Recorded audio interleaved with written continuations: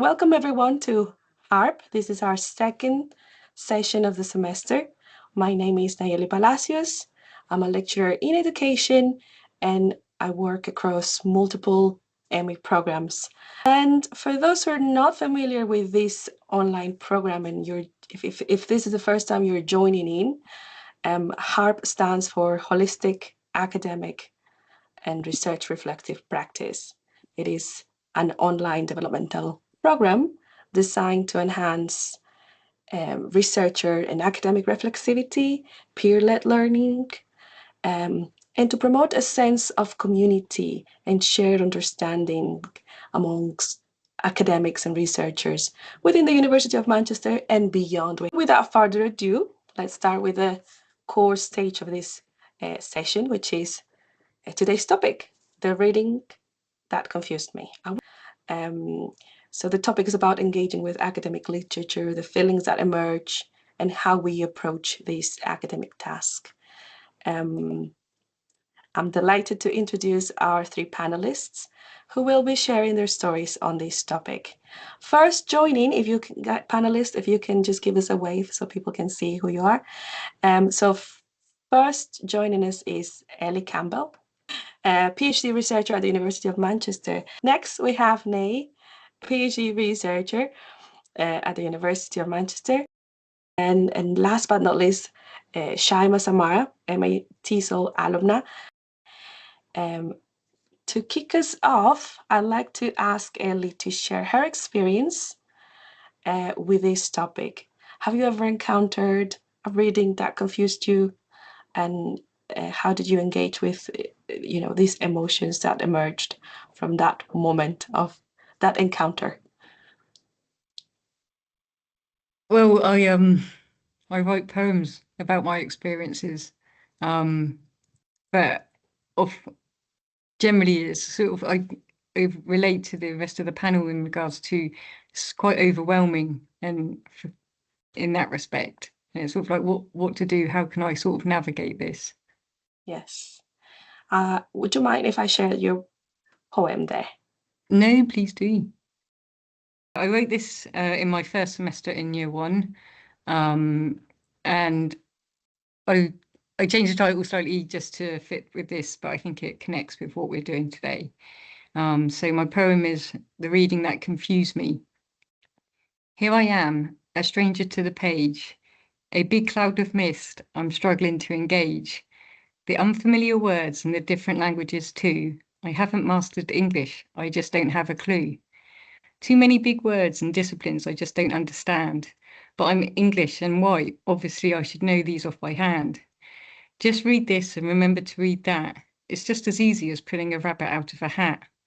Remember to be critical and ensure you embed a theory. But how to read and integrate all of these, all of which are beyond me.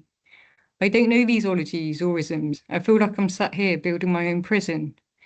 I must think harder, I must comprehend. I'm a PTR now, I just can't pretend.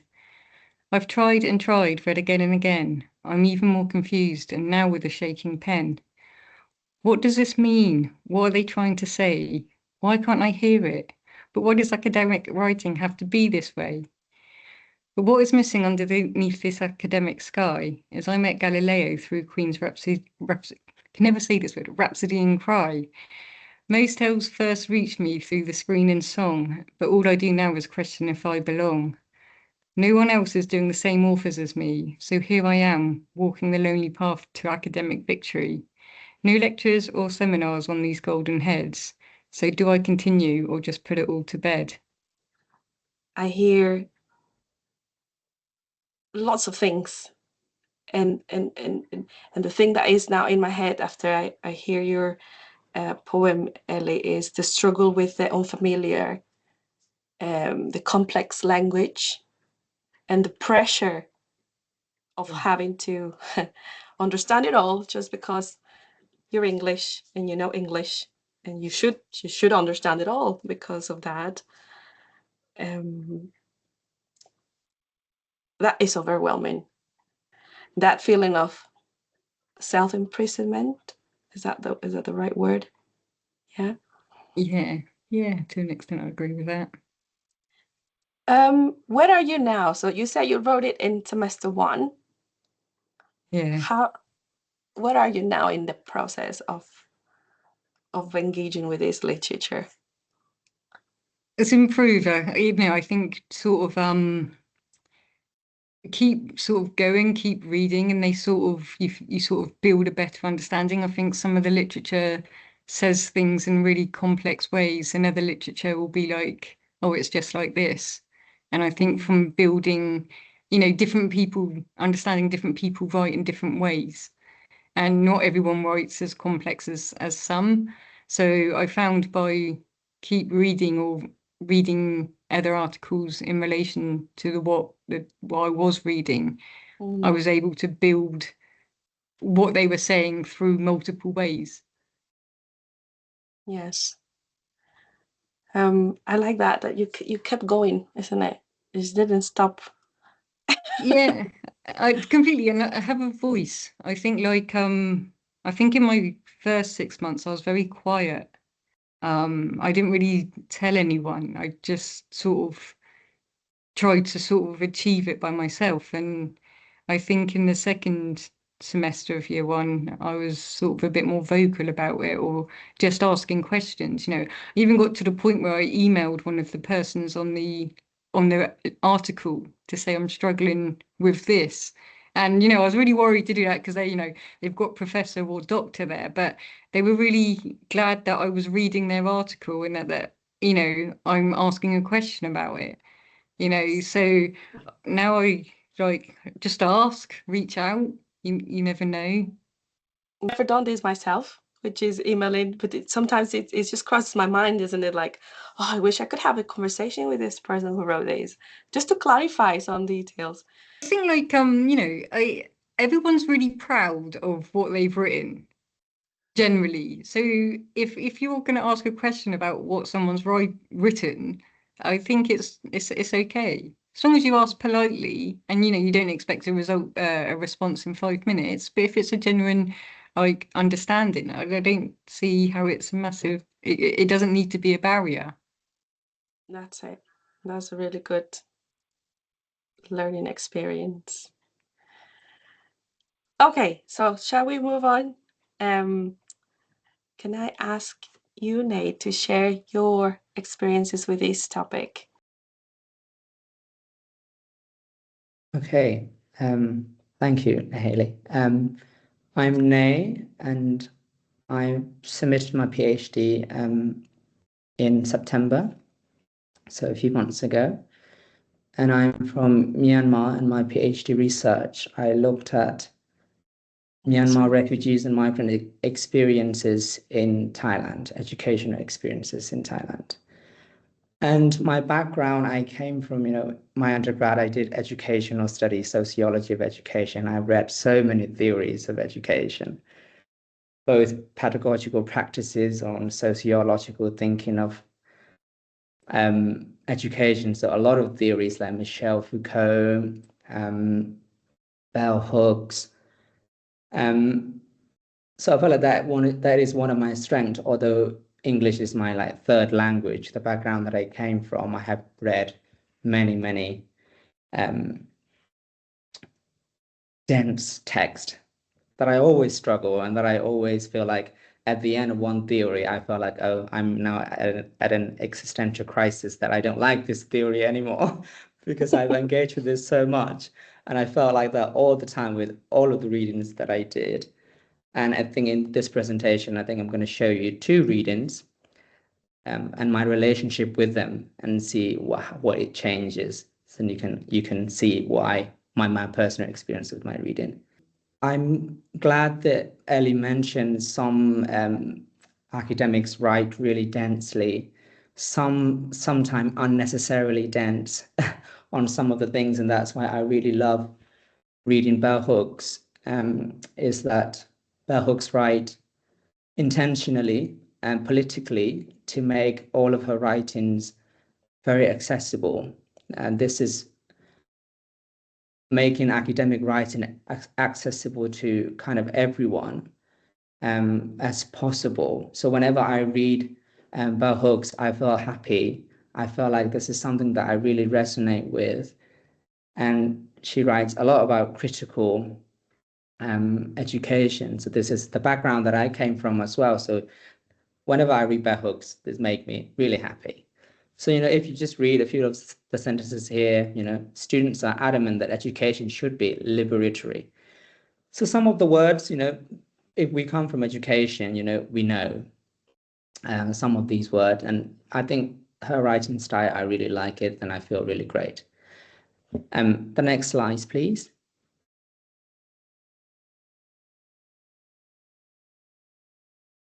And this is what I use a lot in my PhD, which I found really difficult.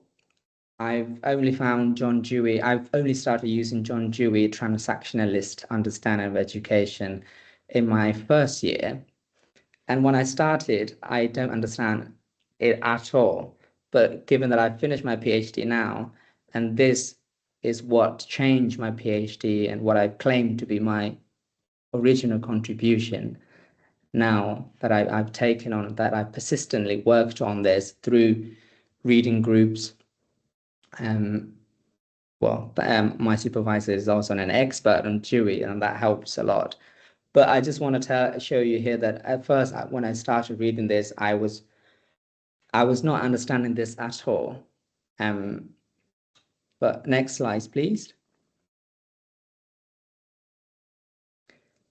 And I really like what Bell Hooks was saying here is that I came to theory because I was hurting. I saw in theory then a location for healing. So in my research, I look a lot about refugees and migrant experiences and all of the discrimination that they face in education and the struggles. So I really use the theory in the writings to kind of heal me and heal my thinking, heal all of the emotions that I was having with these readings that I don't agree with, that I agree with. And it helps me do that. But it is not inherently healing. We have to use it in a way that it is meaningful to us. Next slide, please. This is my last slide, and I just want to show that, for me, the critical engagement is that meaningful engagement, because we don't really know what is being critical mean. We can't really totally agree with a reading or totally disagree with a reading.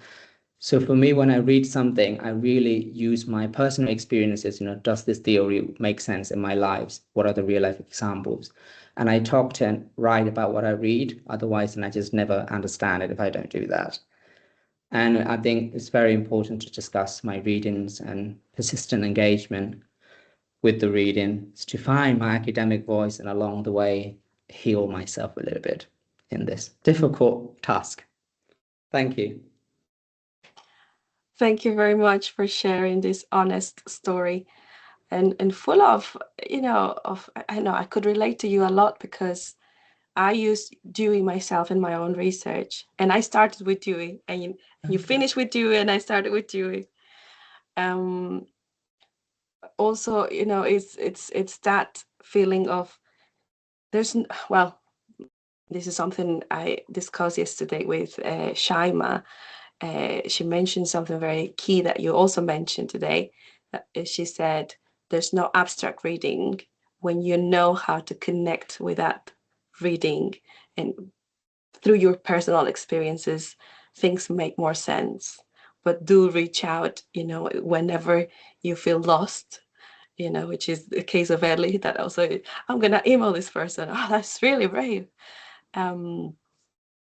Just to help navigate. It is not only a cognitive process, but as we are engaging with the literature, is an emotional journey because you will start feeling, what is this?